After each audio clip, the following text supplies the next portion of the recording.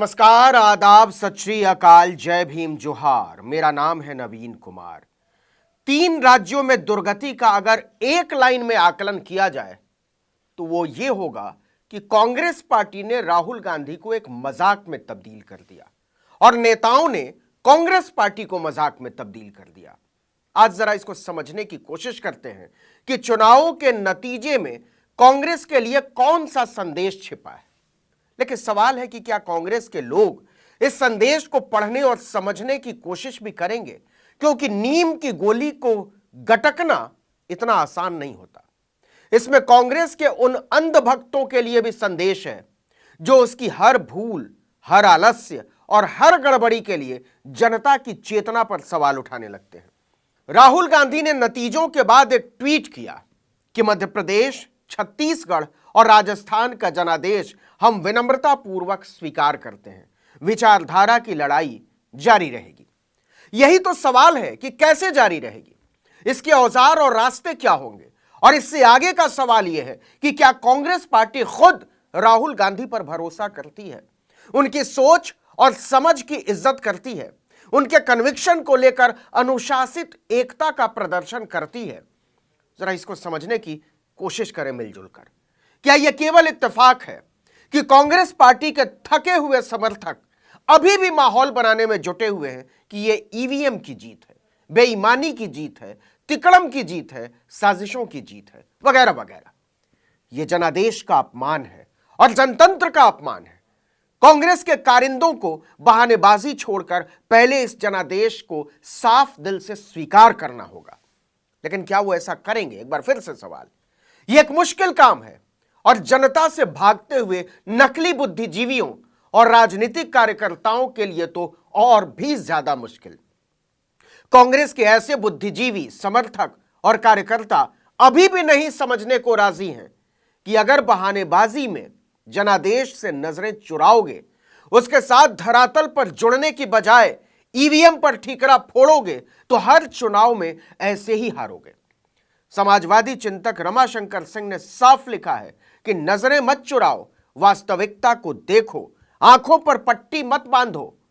भाजपा के सारे विरोधियों को मान लेना चाहिए कि आपके पास जमीन, जनता और जनतंत्र की रूह को समझने की कोई समझ नहीं है, उससे जुड़ने की नीयत नहीं है और उससे जोड़ने की योजना नहीं है। इसीलिए ऐसे तमाम लोग जनता की आवाज को सुन ही नहीं सके। सब के सब अपने आकलन में बुरी तरह असफल हुए, नाकाम हुए। कांग्रेस पार्टी के कारिंदों को इल्म भी नहीं है कि एक तरफ भाजपा के पास हर कीमत पर उसकी हिमायत करता गोदी मीडिया है, तो दूसरी ओर लोगों से बुरी तरह कटा गप्पी मीडिया है। यह गप्पी मीडिया नतीजों के साथ ही फैलाने में जुट गया कि कांग्रेस के लिए यह अच्छा हुआ और 24 में सब कुछ बदल जाएगा। फिर से वही झूठी गप्पें कि इस बार बुरी हालत होगी। इन सब की बातें सुनी जाएंगी तो यही होगा जो हुआ है। इनकी जुबान से नहीं निकलेगा कि मध्य प्रदेश से लेकर छत्तीसगढ़ और राजस्थान तक भाजपा नेताओं की अथक मेहनत, हर बूथ पर तैनात समर्पित कार्यकर्ता, जमीन पर प्रभावी चुनावी संगठन, लाडली योजना जैसी योजनाओं, उसका ताबड़तोड़ क्रियान्वयन, केंद्रीय नेतृत्व के निगरानी में अनुशासित नेताओं की फौज, अर्श से फर्श तक समन्वित अभियान, इफरात में साधन, बेहिसाब उपकरण, सचेत जतन, मोदी की बरकरार विकासवादी हिंदू हृदय सम्राट की छवि भारी पड़ी। बूढ़े, थके, अहंकारी प्रदेश नेतृत्वों, निष्क्रिय संगठन, निस्तेज नेता और मतदाता के अविश्वास, हिंदुत्व के कार्बन कॉपी संस्करण और बुझे बेअसर बेदम अभियान पर। याद कीजिए, 3 जुलाई 2019 की तारीख, लोकसभा चुनाव में कांग्रेस पार्टी ऐतिहासिक दुर्गति को प्राप्त हुई थी। राहुल गांधी के नेतृत्व में चुनाव लड़ा गया था और पार्टी की हार की जिम्मेदारी लेते हुए उन्होंने इस्तीफा दे दिया था। 4 पन्ने के उस इस्तीफे में 5 बड़ी बातें उन्होंने कही थी। कांग्रेस पार्टी को आज फिर से उनके इस्तीफे को पढ़ने की जरूरत है, क्योंकि आज अगर राहुल गांधी अध्यक्ष होते तो निश्चित तौर पर उन्होंने इस्तीफा दे दिया होता। लेकिन इस बात की उम्मीद बहुत कम है कि इतनी बुरी हार के बाद भी प्रदेशों के नेता इस्तीफा देंगे और नए प्रभावी नेतृत्व के लिए रास्ता बनाएंगे। उल्टा वो अपनी औलादों को बची खुची पार्टी में पद दिलाने के लिए संगठन के जमीनी कार्यकर्ताओं को खत्म करने के अभियान में जुट जाएंगे। लेकिन राहुल गांधी ने इसी को खत्म करने के लिए तो इस्तीफा दिया था। उनके इस्तीफे का पहला पॉइंट याद कीजिए, बतौर पार्टी अध्यक्ष 2019 में हार की जिम्मेदारी मेरी है। क्या मध्य प्रदेश, छत्तीसगढ़ और राजस्थान से इस तरह की कोई आवाज आपको सुनाई पड़ी कि मेरी है जिम्मेदारी? राहुल के इस्तीफे का दूसरा बिंदु, हार की जिम्मेदारी सभी को लेनी होगी। दूसरों को जिम्मेदार ठहराकर मैं अपनी जिम्मेदारी की अनदेखी करूं, यह सही नहीं। लेकिन उनके सिद्धांतों को उनकी पार्टी ही नहीं मानती। चुनाव दर चुनाव यह बात साबित हुई है।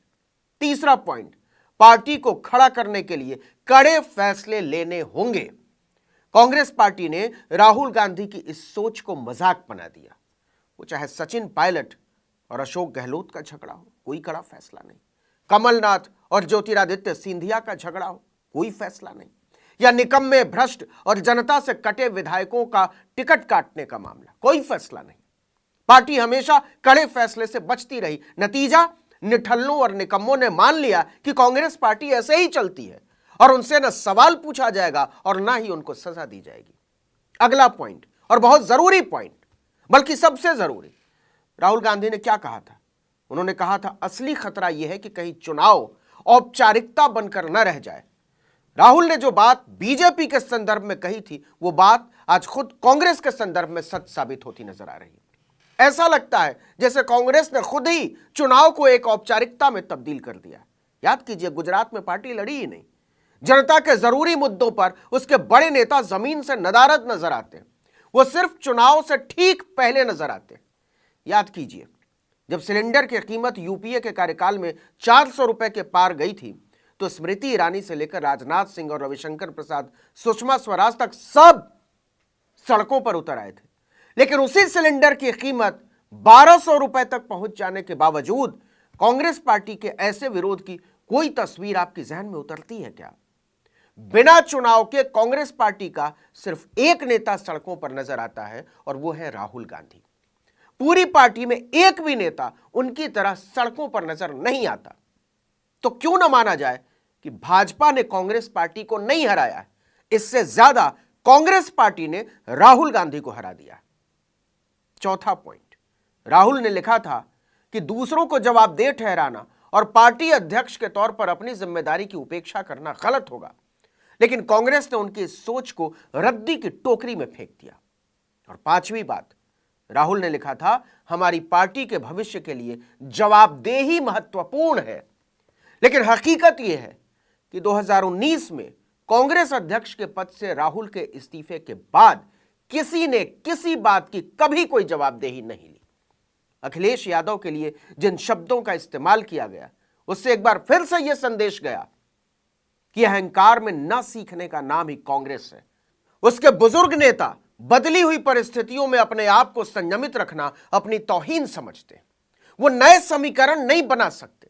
दूसरी तरफ जमीन कमजोर होने के बावजूद अपने विचार और एजेंडे पर टिके रहकर जबरदस्त मेहनत करते हुए, हर संभावना और हथियारों का इस्तेमाल करते हुए भाजपा हर चुनाव को आखिरी क्षण तक अपने पक्ष में मोड़ने में पूरी ताकत झोंकती है।